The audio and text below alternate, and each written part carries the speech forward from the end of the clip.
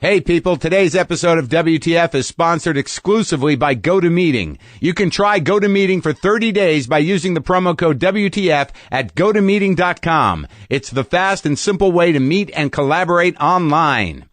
Let's go now to my conversation with Thom Yorke.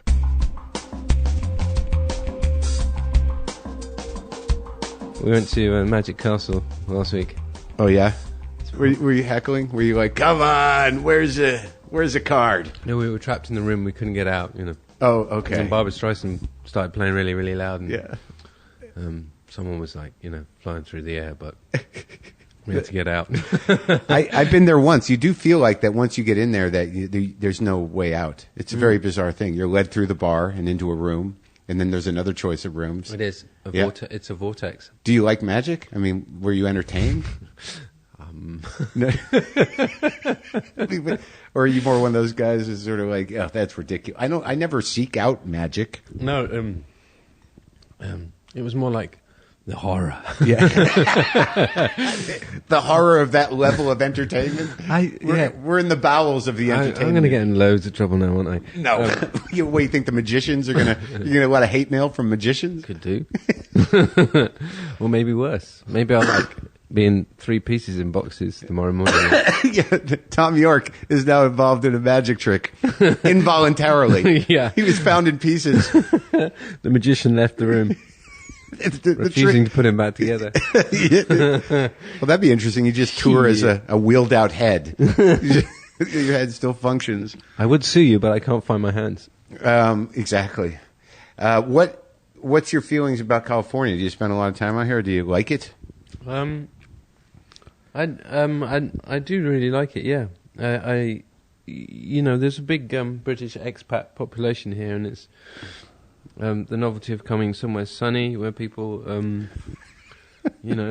seem at least on the surface to be friendly, and oh, don't believe it. Yeah, well, obviously, they're evil and predatory. Yeah, well, of course we're used to that, so it's okay.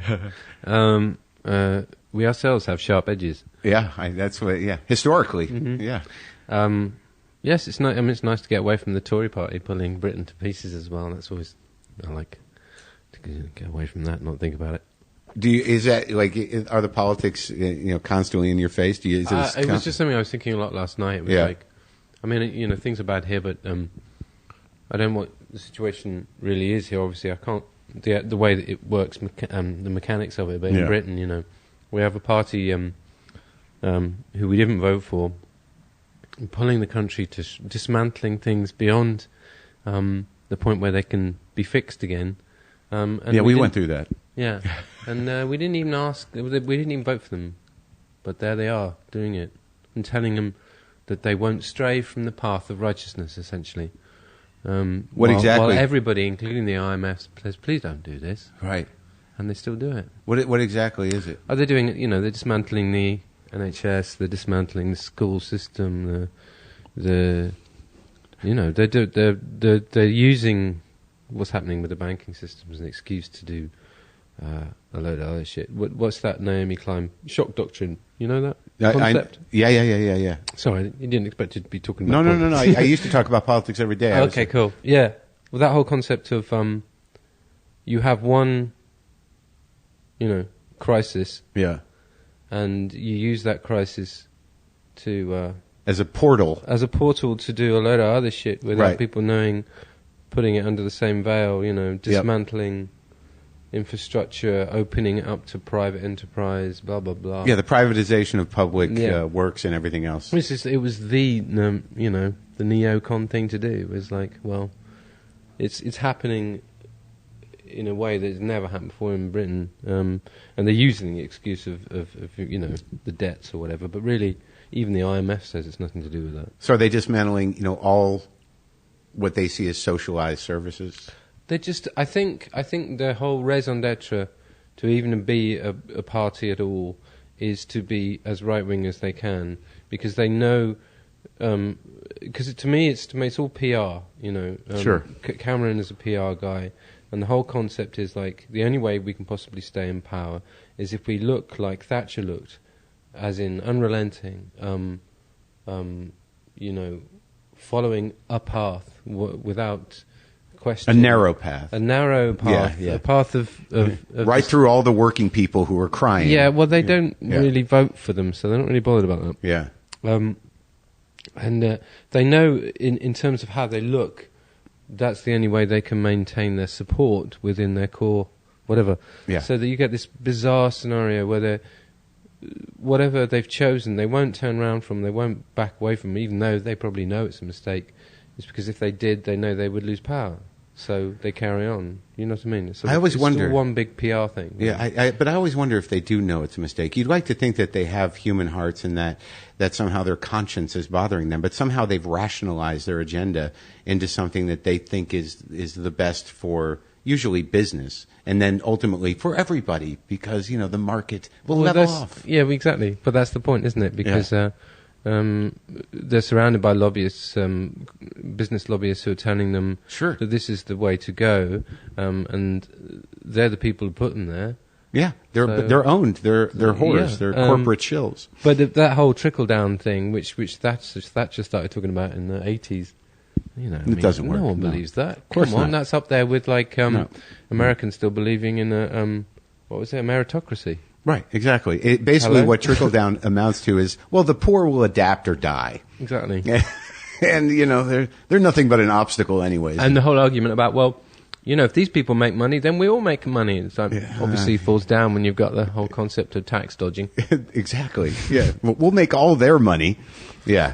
How much of this, in terms of your intellectually and emotionally, when did you start really thinking about this stuff? Because I know you had battles with record companies and seeking freedom from that. It's not that much different. Was that when you awakened politically, or were you always like that? No, I was always into it. I was always into it, even at school, even at a private boarding school. I was always a chippy left winger. Yeah. Even though my father wasn't.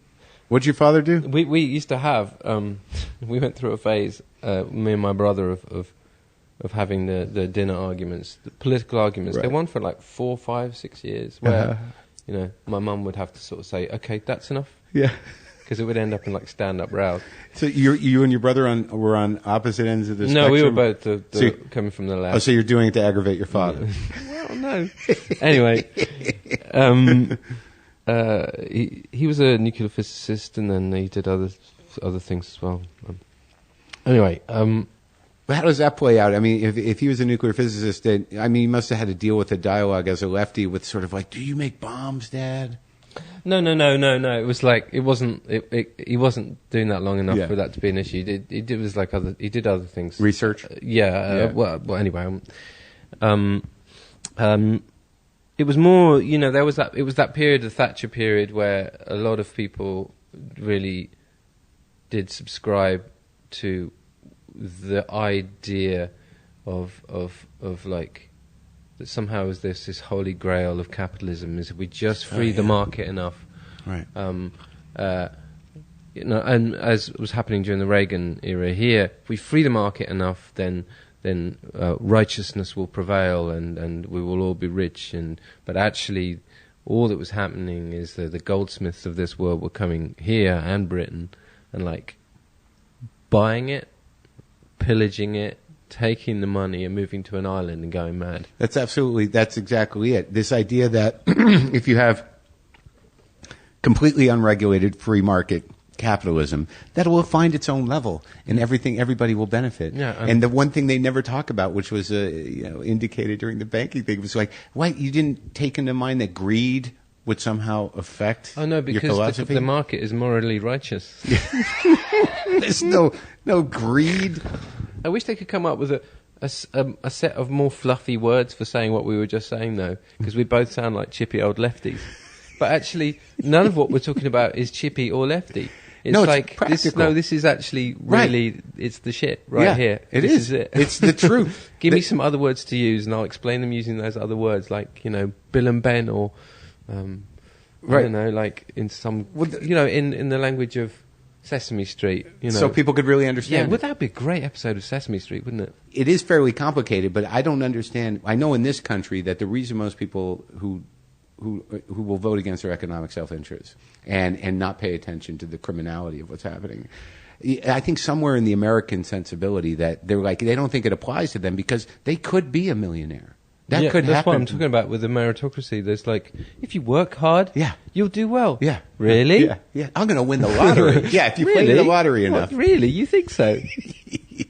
Really? What, really? So in terms of like even talking about a very interesting thing happened when I was listening to the Atoms for Peace album in the car coming over. Oh yes. Yeah, because I had it plugged into my phone, and I had the phone plugged into the stereo, but I also had the GPS going. So what you had this your beautiful lyrical rhythms, and occasionally it's like turn right at Laurel Canyon, and it almost felt like some weird mix, like this is the GPS mix, and it seems to fold right in. It kind of works because there's a sort of beautiful kind of tone set by the lyrical thrust of the album, and it is about direction. This is the only direction I have during this song. It was very bizarre. But when you talk about politics and when you talk about the power of music, or even calling a band or a song Atoms for Peace, how do you think? Like, I have to assume with your disposition that you think that there is something socially relevant and moving in that direction with the music. Do you feel that?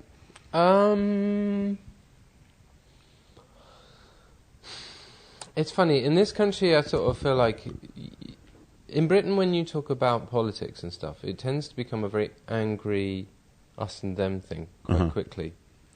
What I liked about calling Atoms for Peace to me was the ultimately, you just use the word peace in it to me. Sort of, I like the references to the 70s. I like all that sort of thing about the 68 movement, and when I was born in 68, and I kind of think a lot about,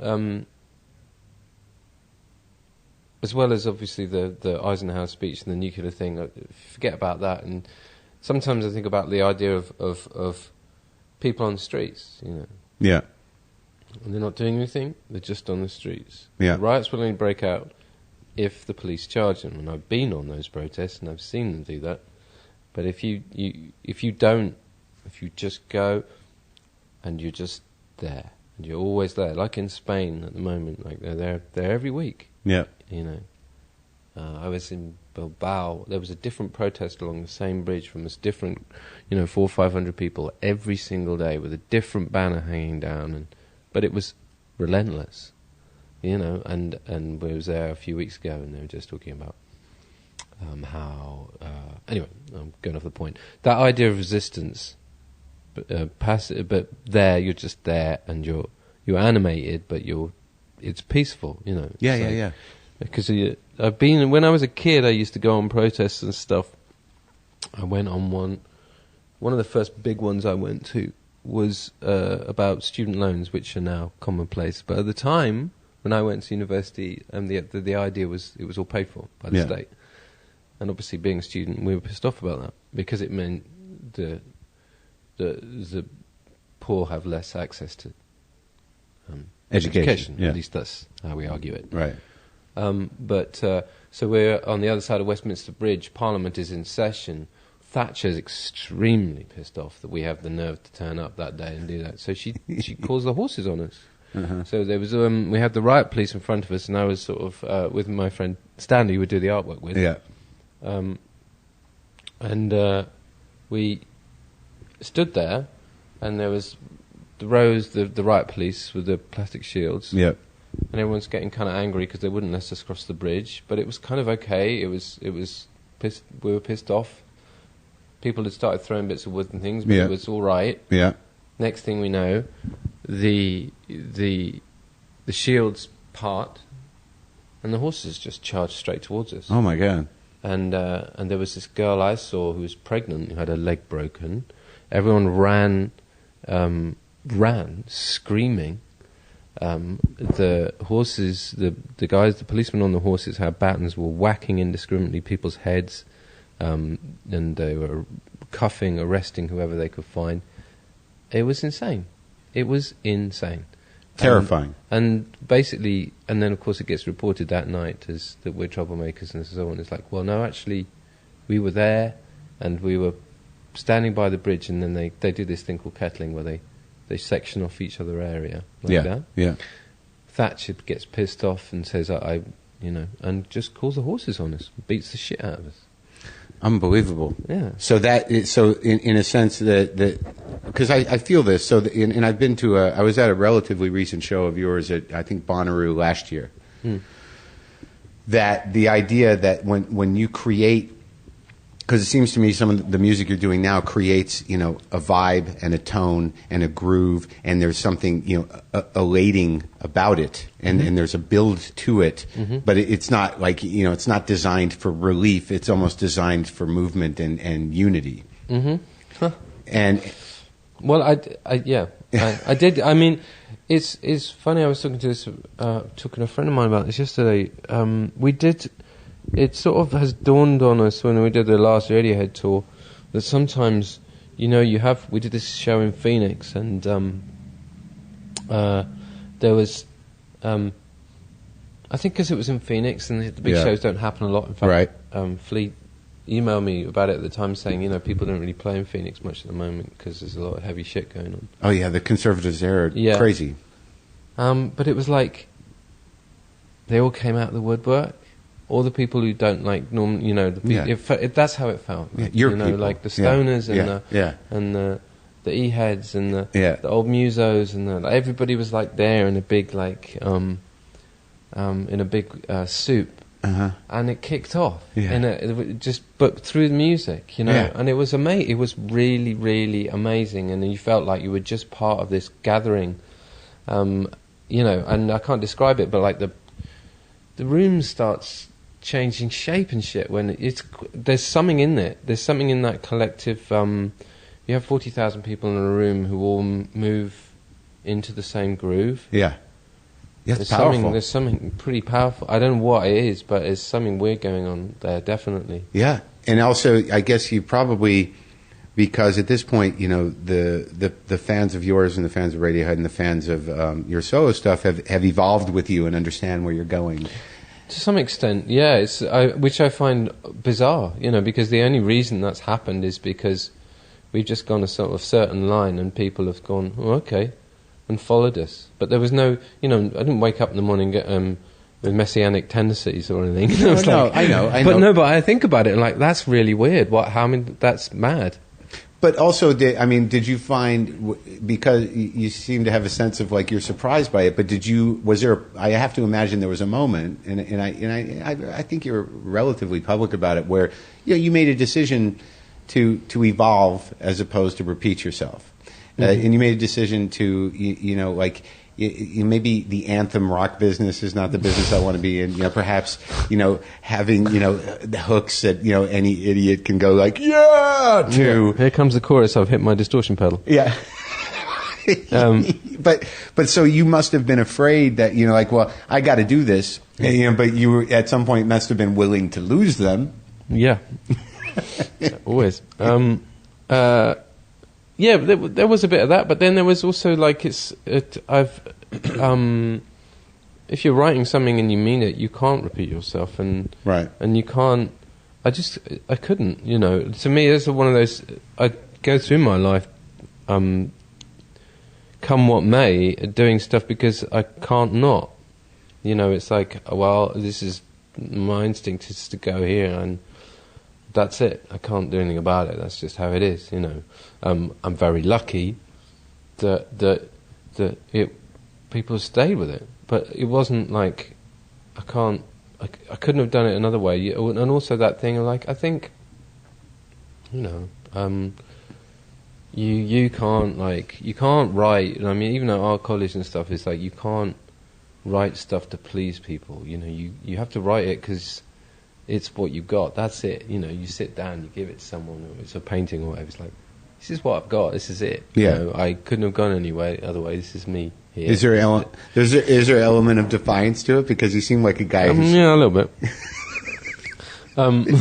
Not very good with authority.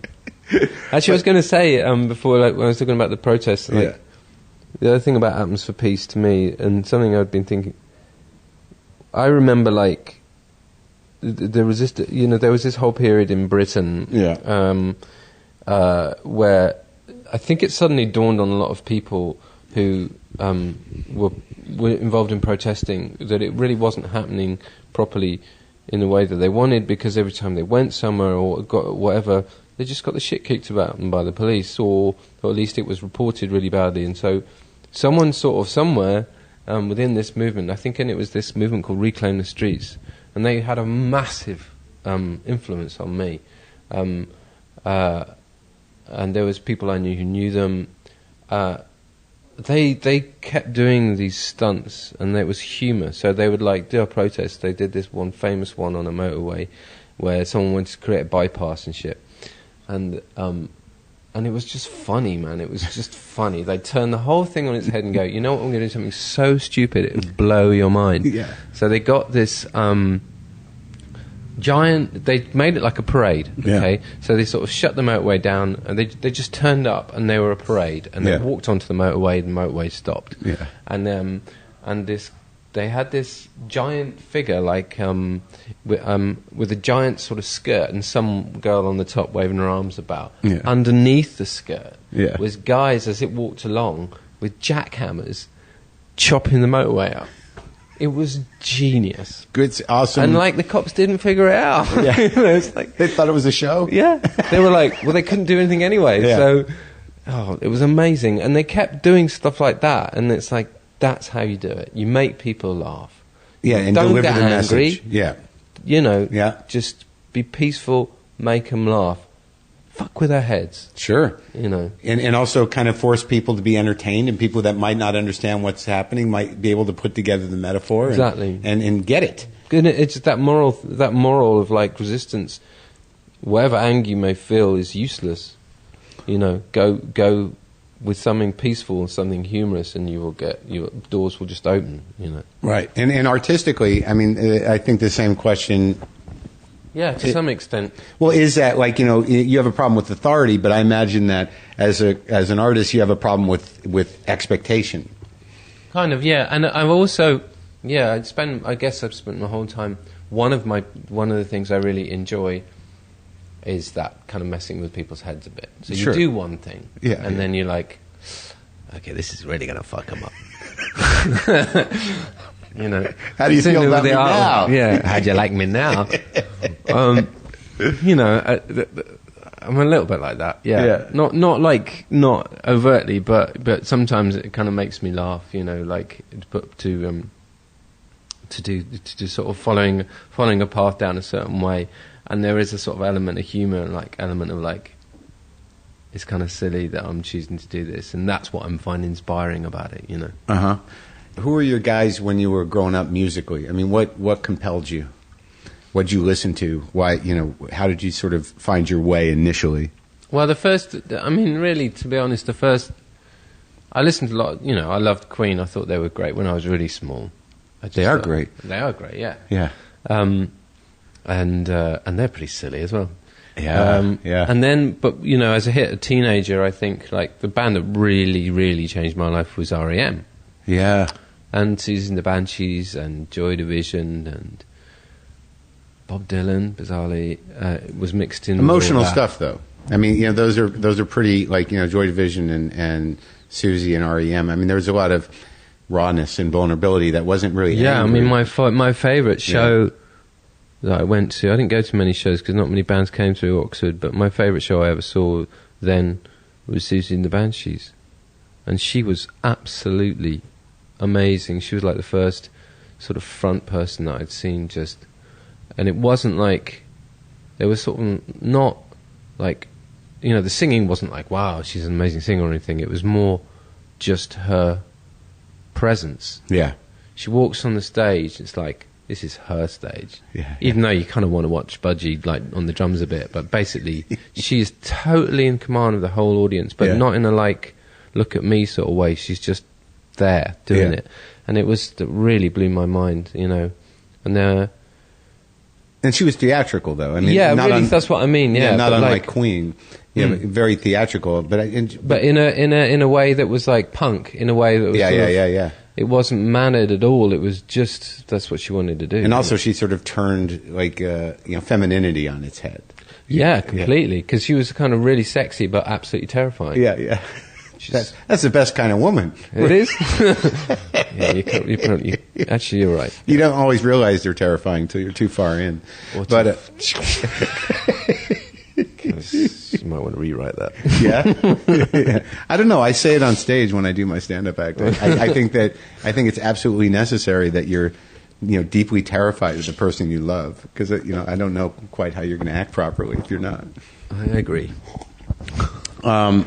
So all right, so those are but even early on with Radiohead, I mean, your theatricality didn't rely on device. You just have a certain intensity to it. I mean, you have to reckon with your particular presence, but it didn't require, you didn't wear a leather jacket. It's the most extraordinarily bad outfits. Well, maybe that was the hook. Yeah. I hope not. But how did you find your way, on stage? Was it initially discomfort? It was. I don't know. I think it took a long time, actually. I mean, because we signed to like EMI, and we just said to them, we haven't got a clue what we're doing. I mean, it's very nice that you like our songs and everything, that you think we're going to be famous. But we haven't got a clue what we're doing. We've just left college. Give us some money for a van, and maybe a little bit of money for a hotel so we don't have to sleep in the van. Yeah. And leave us alone for like a year and a half. Yeah. So we can figure this shit out. Unfortunately, sort of a year into that, we get this, we get this meeting with a manager saying, Creep's a massive hit in Israel first, and then in K-Rock here, and in New York, and you've got to go. You've got to go. So I'm still trying to figure this shit out. A year into the van thing. Yeah, and then suddenly I'm being, suddenly we're flown over here, and everyone's sort of expecting us to be rock stars, and we're like, okay, yeah. So were you terrified, or were you sort of like it was? You're just on a roll. You don't know really. Just show up, not thinking about it particularly. Yeah. Probably should have thought about it a bit more. Why? Well, I don't know why. Anyway, I think I only personally felt like I started figuring it out like maybe towards the end of the Bends. And part of that, funnily enough, was just sort of doing videos and things, and getting into that, and getting into the idea of putting oneself forward on that in that way, and being aware in a different way. I don't know. So you can watch yourself. I mean, you watch yourself and not be like hiding behind the sofa. And right, shit. That takes a while. It does really. Yeah, it's a thing you have to learn. And like listening to your voice on tape for the first time and going, oh shit. So you literally only toured for a year before you really hit? Yeah, it was a bit weird. I mean, and it was kind of okay after that. We kind of managed it, like we were like, and that's all very nice, thanks very much. But we were still booked into these small gigs, and it was fun because, people were turning up. So it was pretty wicked, really. I mean, it was just, we were still learning what the hell was going on, I think, but at that time. And did you feel immediately that the pressure was on, that you'd done Creep, and they're like, well, now you got to make us 10 more of those? Oh, yeah, I mean that was the first big battle we had, because I mean it's like our managers were as inexperienced as we were, and they were they were having their arms twisted at the time, so they were coming us to say we were in rehearsals writing stuff for a second record, and they were coming like saying, okay, where's the hit? And right. we were like, no, you're not supposed to say that. The manager was saying that? Yeah, and because they were getting loads of pressure, and so it all got a little bit weird and then everybody figured it out. Well, hang on a minute, once we'd all sort of figured out we sat in a room going, if we really are going to carry on doing this, we're going to do it on our own terms. And I threw my stamped on the floor a bit and like kicked people out and. Like who? Like management or yeah. Were those guys that you started with? But for a bit, I was like, just get the fuck out for a while while we figure this out, because basically, to me, it was I think, I was clutching at straws, and my only experience really was art college. And at art college, they're teaching you to follow your instincts and teaching you to rely on what you have, on your work, and everything else will, once you've got your work, everything else falls into place, well, hopefully. So I was saying to, everyone, we all were, it's like, if the music's good, if we make a good record, all this stuff will just come, whatever. Right. The only reason we're in this situation right now is by accident we made a tune that hit on what we were trying to do. So let's just carry on doing that, but not like trying to write a hit, just carry on whatever that energy is what we found. Let's just work on that. And so we didn't really talk to anybody about anything until we were excited about the music, So much of the time it's the other way around. So much of the time, because at that time especially, you're involved in a huge corporate business. Sure. A lot of people want to drain money out of you. Well, I think it can just crumble your psyche, because you're just part of this extraordinary machine. Yeah. Like nowadays, I've only witnessed it recently in that form. I think, like going to, over to Studio City and to the sort of Paramount lot and being shown some clip. And, hi, I'm head of music, and I'm hi, and you're like, oh, I remember this. Yeah. This is like Capitol Records. Right. You forget, though, as an artist, don't you, that like originally, like there's almost something beautifully infantile about being a creative person and investing your life in that, because there's part of you that's sort of like, look what I made. Yeah, you're a kid. Yeah. This is, And then there's those assholes that are like, yeah, we like this. But it's not like the we other like thing. this, but I think Bob Clearman really needs to change the drum sound on this tune if you want it to be a hit. And who are you? Yeah. Yeah. And if you don't do what I say, then we're not going to put it out. Ugh. I thought, okay. But you didn't buckle to that. No. Beautiful. It was Get Fucked, Mate. So the second album was The Bends? Yes. And that's a masterpiece, really. Do you feel good about it? Yeah, I don't know. I haven't heard it in quite a while. I know, and I don't mean to bring up the past. I know, it's fine by me. If I could remember, I'd tell you. But I mean, you remember making that record. I mean, yes, I do. It was hard. Yeah. But then, thus ensues the discovery that every record you make is hard, and if it isn't, you're in serious trouble. Although, actually, this Atoms Peace record was not that hard. It was quite fun. It's a great record. Thank you. And when you started to evolve, I guess we can skip through a lot of stuff, because there are certain albums of yours that I listen to compulsively, like over and over again. Not in an obsessive way, but it just seemed to work for me. Mm-hmm. Like the one thing I noticed about certainly that like OK Computer and Kid A and some of the other stuff is that there's a depth to there's something that you guys do, and I'll say you as well, where you can constantly listen to these songs and then all of a sudden realize, like, how am I getting deeper into this? This is just a song. How does it keep revealing itself, with every listen? And that to me is a real sign of an amazing piece of art. So the one message you got out of art school was just trust your instincts. What were you studying in art school? I studied art. I studied. They kind of made you study everything, but I ended up. I kind of wanted to paint, but I wasn't that good. I'm still not that good, and I still want to paint. But you do it, right? You did some of the album work, right? I do occasionally, but it's.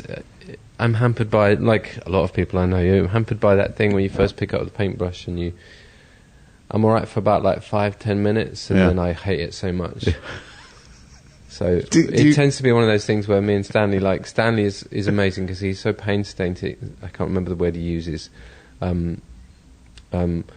He gets really, he can work on something for days. Who's this? The guy who does, we do the artwork with. Yeah. He does the artwork. Yeah. I went to art college with him. So anyway, they kind of kicked me out of painting. Yeah. Because I went AWOL for a term and then turned up, and all I'd done was paintings of Jesus.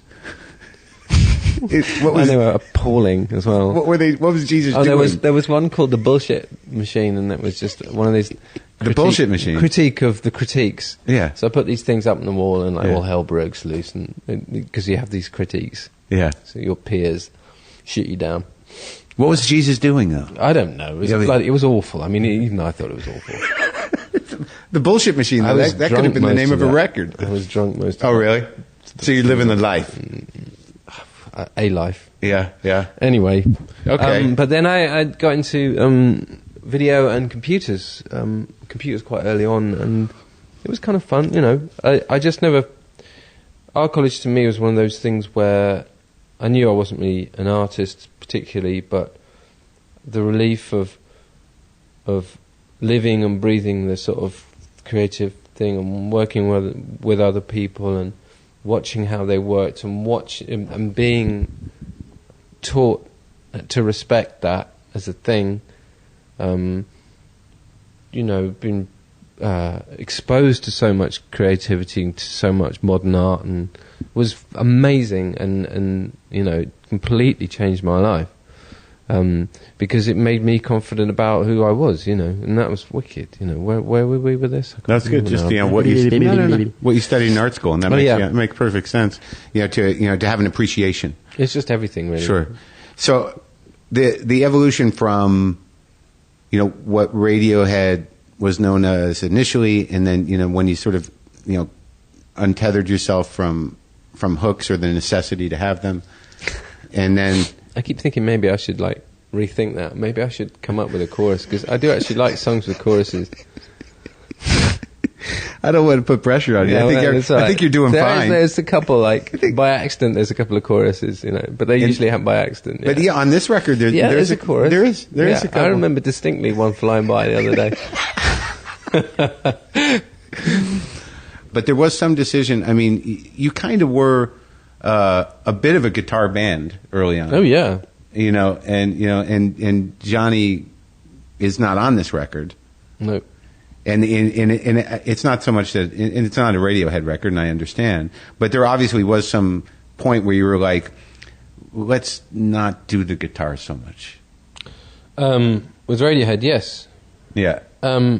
Which was hard, you know. It was hard for them. It was hard for me too, but it was sort of one of those things where, again, it was like, do we really just carry on like this? Is this it? I mean, because... You know, I was just, every time I picked up the guitar, nothing was happening, and I wasn't listening to guitar music. Yeah. So, you know, so there wasn't, like, to me, no choice. And also, Johnny in particular is so incredible at picking up any machine that makes music and doing something with it. Yeah. Like, instantly. I mean, it's insane. Like, he did this piece, I mean, which is why I think he enjoys the orchestral stuff, because it's as much about whatever method he chooses and what instruments he chooses to put together and how they're tuned and whatever as anything else. Like, he did this, one of my favourite things he ever did was this quarter tone piano piece where he took one of our stand-up pianos, and he rather than the normal scale, everything just moves up incrementally in quarter tones. And he had it retuned for that? Yeah. Uh-huh. And it sounds completely insane. It sits in our studio, and every now and again I sit, and it you know, to me it makes, I wish, but it makes no sense. Yeah. It's impossible to make any, and he wrote a whole piece around it. At the moment, you know, we're talking about different scales, and he wants to teach me loads of other scales, non-Western scales, and like, I'm so into it, but I don't know where the hell to start. And so I kind of thought at the times, like, I've grown up with these guys, and I know they can pick this stuff up. It's just going to take a bit of... I need to pick it up as well. You know, yeah. We're all... But to me, like, the whole thing is, part of creativity sometimes is when you are wildly out of your depth. Oh, yeah. It's good, because there's a vulnerability to that in and of itself, to like, I don't know. Yeah. I've got no idea what I'm doing. Yeah. We're going to do a string section on this, and okay. And we're going to... Yeah. This one, yeah. I mean, it was just...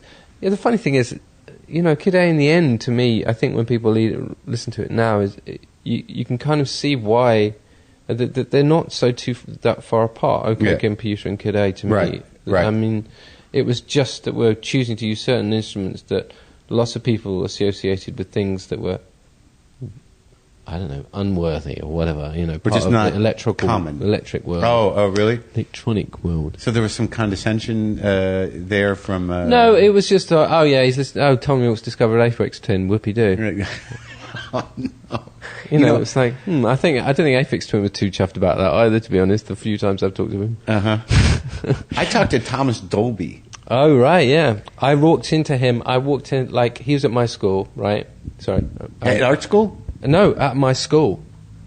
We went to the same school. And when you were kids? Yeah. Oh, really? I walked into, like, the main music room at school in my first year, wet behind the ears, 11 years old, and there's this weird-looking guy with, like, and I mean, I knew what these things were. He had a Moog synthesizer, he had a drum machine, he had all this shit laid out, and I was like, wow. Yeah.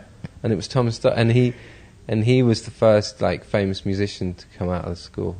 Was he visiting? No, he was a kid Still there? School there. And he was a bit older than me. He was like in the 5th year when I was in the 1st year or something. Well, the reason I brought him up was that at the time he wanted to make the sounds he wanted to make, there was no machinery that would make it. Yeah. So he had to figure out, and it sounds like Johnny does the same thing, he had to figure out how to make sounds that he wanted to make with the technology that was available. And I think he made his first drum machine out of a light switcher. That's probably true. I mean, there's a lot of that at my school, because, you know, the school I went to was... What school?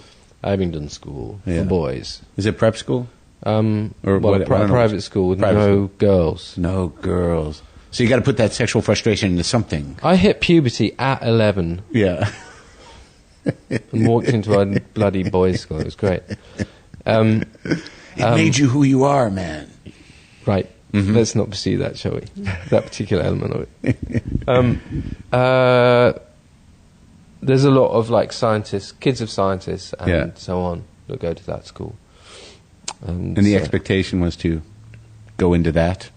Mathematics, putting things together? No, I mean, they were just kids of smart parents, so it was there was lots of sort of smart kids, I guess. And Johnny's smart in a very particular way, you know, he always was. He went there too? Mm-hmm. What's his father? We all went there. His father wasn't around. Oh. But he was, they were like RAF kids, him and his brother. Mm-hmm. And we all went to the same school together. Wow. And so is everybody cool with this? Well, the Atoms thing? Yeah. I think so. We took a year, this was supposed to be a year off anyway. Yeah. We just declared a year off. Year off because I think it was kind of good for our heads, really, to actually officially say nothing. Really? Happening. Yeah. Tired? Well, I think you get to that thing where, like, you get together because you don't know what else to do. Right. And that's not good. You just get together because you want to get together because you got a good idea. Right. You know? Yeah, and when I saw you, I noticed that Johnny was, like, spent a lot of time on the ground. Yeah, he always does that, yeah. Yeah, he's moving some stuff around. He's got some things going. Oh, man, that's a simple setup. You should see what he has in the studio. Oh, really? That is nothing. He's just like a lot of Yeah, I mean, yeah, because going back to the Kid A thing, like so when we started talking about doing it more electronically and stuff, so Colin and Johnny then went off and spent thousands of pounds on modular synthesis, you know, and basically learned how to use it in a week, all of it. So they're wizards. Just insane, you know. And Colin taught himself to use MPC drum machines and samplers, and they just did it, man. They just sat there and did it. And Johnny taught himself to use Max MSP, which is this super high level, like, sound processing tool. They can do that. And when you play, when you sing to this stuff, and when you move away from the guitars, like, you know, when people sort of condescend, it's sort of like, oh, great, electronic music. But you feel you can integrate your humanity into that. Yeah, to me, it's not even an issue anymore. I mean, if you look where music is now, at least not what's happening in the mainstream, but everywhere else, it's just ceased to even be an issue that you're mixing these things up. Right. Know? Do you miss the guitar? I played it last night. Yeah. But it's useful. Sure. Do you write on the guitar?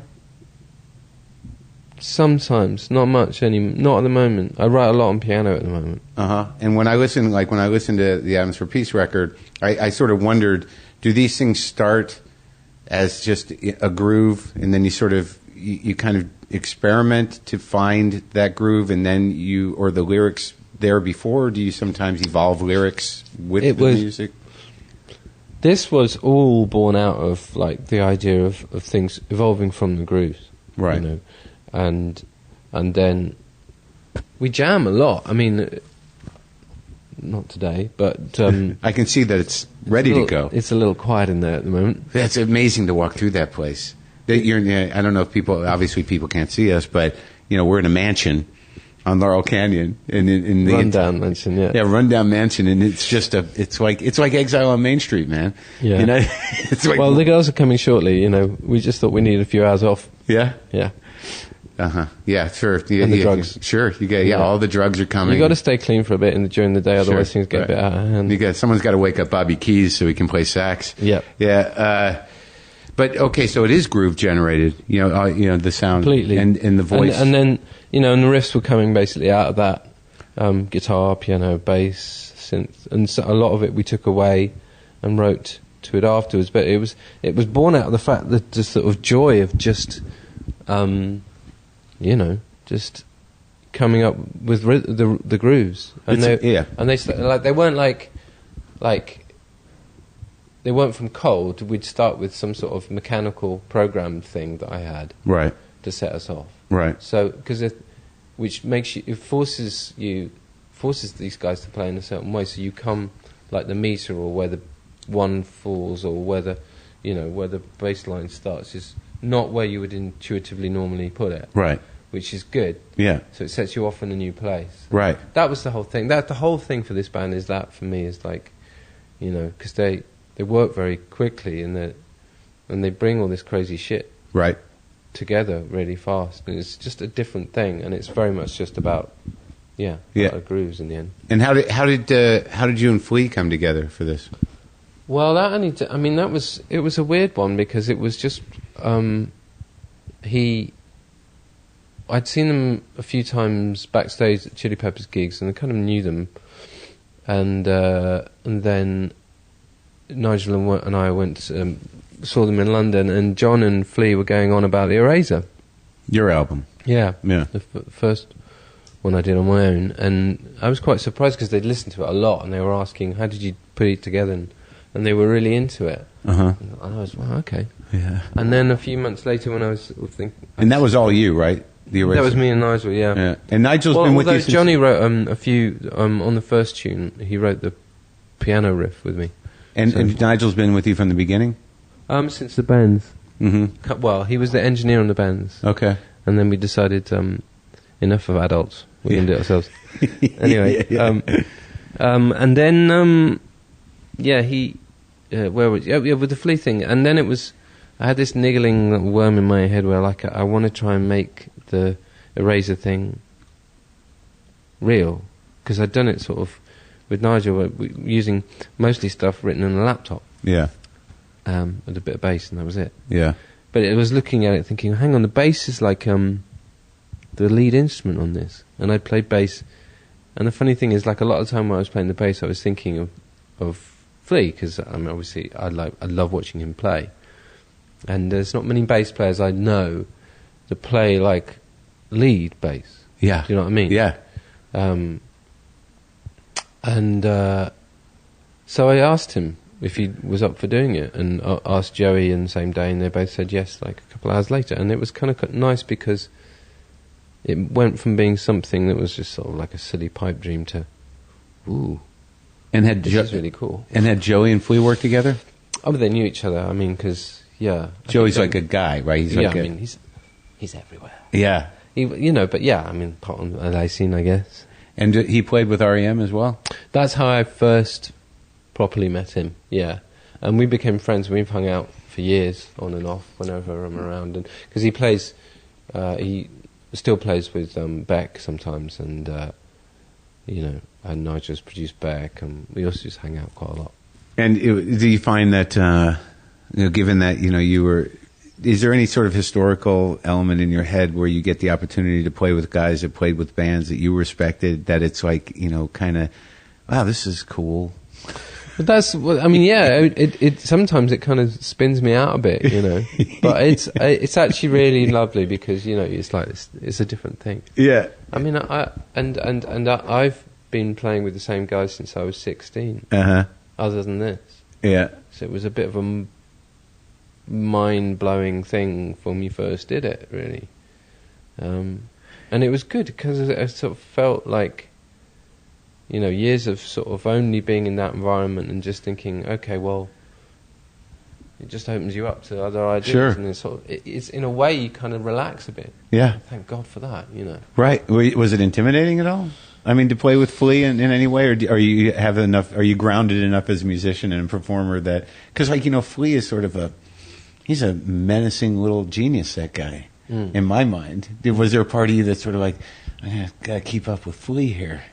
Yeah, not really. No, that's good. He's always been like really sweet. He comes to it with his own, like he gets it, And was there we all do, really. Yeah. Is there the excitement of discovery? Do you guys feel it when you're all, like, I imagine when you're doing, when you're creating from grooves only, that there has to be that moment where you're all going and you look at each other and like, yeah, this is it. No, it's funny. Yeah. One of the things I really have enjoyed about it is like, it's funny, like when you're in a space like we are today and you're working through shit and you're into it and you think, oh, that's cool.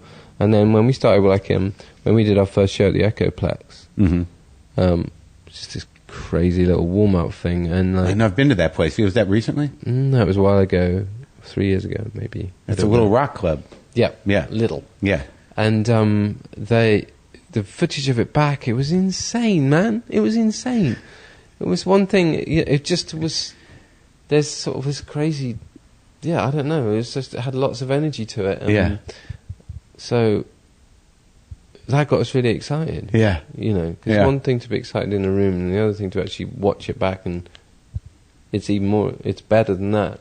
Yeah. It's a nice feeling. Oh, so it's a great feeling. Yeah. These are Red Wings? Mm-hmm. Love them. Got them. The best, right? Yeah. Love them. So when you travel, do you bring your wife and kids or what? They're coming tomorrow, yeah. The kids are at school, so they can't. How old are they? My son is 12, and my daughter's 8. Is that do you love it? Yeah, it's really cool. It's, Noah's 12 years old, man. He's going through the changes. Oh, really? Yeah, and it's lovely to watch. Yeah? It's super cool. The voice? Almost. Yeah. It's like everything's skateboarding and surfing. Oh, really? Yeah. Is he? Does he have any interest in the guitars or anything? He's a really great drummer. Oh, really? Yeah. That must be thrilling. It is wicked. Yeah. Finally got him like a real kit recently. Oh yeah. And he's insane to watch. He comes back and he's been taught all these jazz tricks already. Wow. It's a bit weird. Are you a jazz fan? Yeah. Sure, yeah, Mingus is my man. Yeah. Although when I'm here, I listen to Duke Ellington a lot. Yeah, big it band's really works. You gotta swing, man. You gotta swing. When I was listening to music, some of my first impressions, even though it's electronic, that there was definitely something primitive about rhythms. That, for some reason, the first time I listened to it, I kept thinking about Senegalese music, and I kept thinking about like Baba Maal's early stuff, or Baba Maal, Monster Sec. Oh, I don't know. It's an album that I have, and I don't know a lot about him because I think he got more pop oriented. But then I started sort of tripping out on, Brian Eno, John Hassel, and guys who kind of used electronics early on, but also there was a primitive thread through there. I think because we make the choice. It's interesting, like when we're setting up, we're working on shit at the moment, and we try mixing electronic sounds in with things. Within the percussion and the drums, just triggering stuff. And it's more exciting when you're literally hitting shit. Yeah. And you can hear it in the room. Yeah. It's really cool, and we're kind of staying with that because it fits together. It has a and. I listen to a lot of sort of I can't tell you the names of it and stuff. I randomly download this little thing. But I am into that. I do. One of the things when I first started doing it was I was fascinated by the idea that you write a rhythm on a machine, then someone can interpret that and make it in real space. On a organic instrument. Yeah, and also fascinated by the sort of rhythms I was tending to program. Once you did that, once we started doing it, once you did that, you realise these are kind of like quite, like, you know, like African or like something, or, you know, I'd hate primitive. to use that. Primitive. Well, yeah, primitive is a better word. Like, that's mad, that sort of concept of, you know, just multiple rhythms and they ebb and flow because they're being played by humans, you know, and la la la. Sure. It's a nice fit. It's a nice thing. I find it really fascinating. Well, that's sort of the whole, I guess, not to trivialize it in any way, but to, you know, to sort of like, if there is any power to a drum circle. Oh, no, I love all that stuff. Yeah. I mean, it's very, you know, I don't want to be too punny or trite, but, you know, it's very hands-on, man. Yeah, it's the same. It's just, it's the same thing as you know, within dance music, that like getting people on alpha waves, you know, trance and you know, la la la. You like that stuff? I'm not really. It's a bit shit, but you know, but I do like electronic music and I do like electronic dance music, and the good stuff to me is the stuff where, you know, you get locked into a state of mind as you listen to it, you know, and I think that's kind of the point. Exactly the same to me as like listening to really good Can, you know, lots of stuff on Tego Mago, for example. Sure. Is like that. Yeah. It's like, you know, it's nothing. There's nothing particular, but you can pin your finger on and say like, okay, that's what it is that I like. It's just. It's in a particular. It takes you into a headspace, and I think we started first like Radiohead first because we listened to Can shitloads when we did Kid A, and it was that idea that there's nothing particular that you can put your finger on about this other than whatever it is, whatever that was that just went past. Mm-hmm. That's it. And also, you started to sing from that place. Oh yeah, as well. Yeah, totally. So everything. It was like, you know, it's whatever. You know, you get together and you play, and something happens, and you can't put your finger on it. But it's whatever it is, it happens between the musicians, and you're lucky that the tape was going at the time. That's the point of making records now, you know. And it's different when you're working on a laptop, and it's a little bit less like that. But the same with this, like, you know, we got together at the end, and we were all buzzing on what was happening. Within us, between us in the band, so we thought, fuck it, we're just going to the studio for 3 days and we'll just play, just like almost like a weird sort of celebration. Yeah. And Nigel's at the controls, and you just get these waves. Yeah. Of shit just kicks off. Yeah, you know? yeah. Maybe it's only like 8 bars or whatever, Yeah. or maybe it's. But when it does, it's like there's no rational explanation why that should be better than that bit. And I would always like. Go back and go, yeah, but what about that bit just before? What that bit about afterwards? And I'd be like, okay, let's listen to them. Yeah. And you listen and you go, yeah, he's right. It was like, in theory, all the bits are there, but they don't. Whatever it is, the extra wave. Whatever happened. Whatever it is, that's it. That's the magic. It's probably the same with a drum circle if you're stoned enough. Sure. Yeah. Well, I think it's great, and the stuff's going well here, right? Yeah. And I appreciate you spending the time to talk to me. Oh, yeah, no, I enjoyed it. Nice to meet you, mate. Nice to meet you.